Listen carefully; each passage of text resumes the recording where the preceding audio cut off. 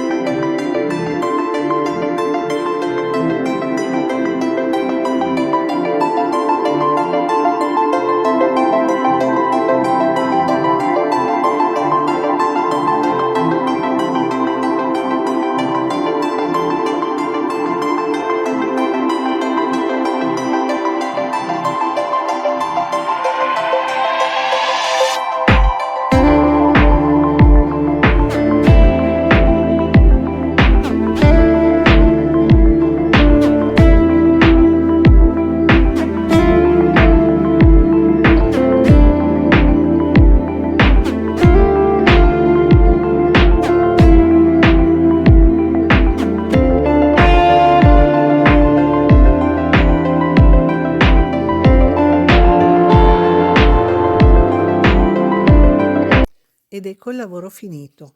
Se il video vi è piaciuto lasciatemi un like e se vi fa piacere continuare a seguirmi iscrivetevi e cliccate sulla campanella, così saprete sempre quando pubblicherò un nuovo video.